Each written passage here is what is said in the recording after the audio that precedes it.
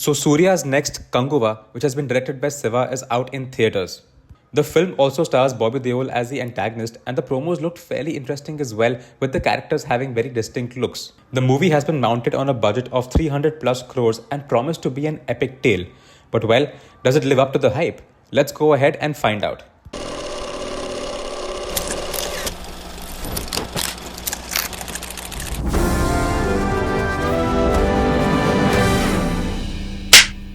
So what stood out for me the most in the movie were the costumes and the makeup.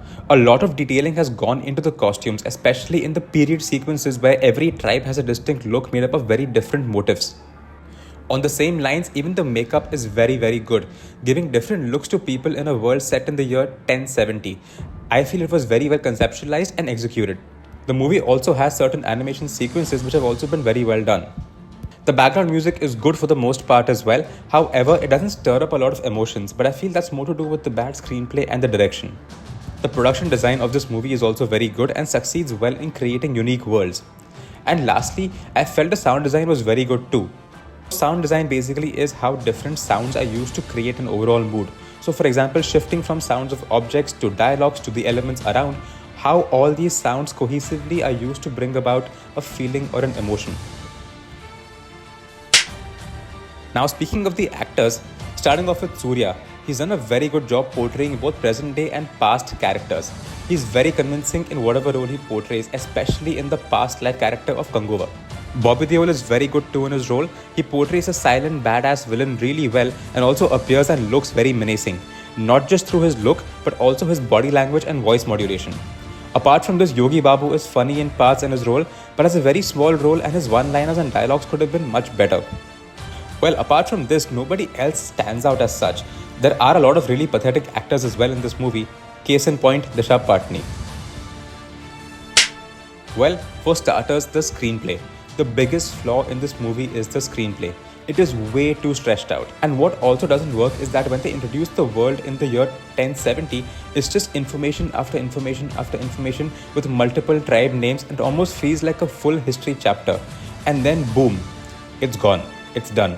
And there's just long drawn out sequences in that era. So you never really understand or connect with any of the characters or the overall world.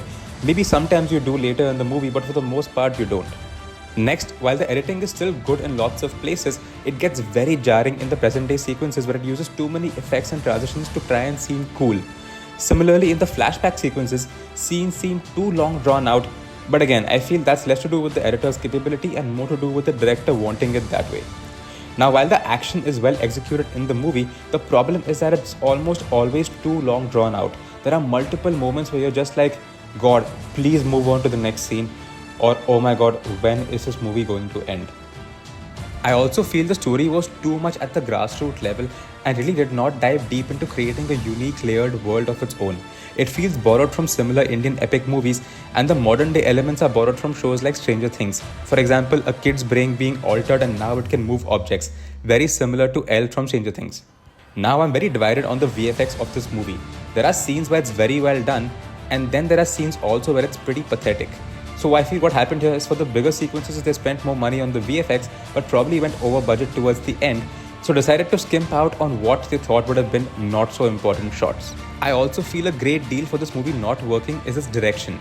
The movie is too annoying in the present day bit and tries too hard to be cool, and in the flashback it's too long drawn out.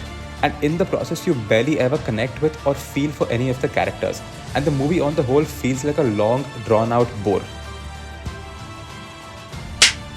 So on the whole, I think the movie had some great potential and promise and also a crazy budget to work with. But some bad writing and direction really ruins it.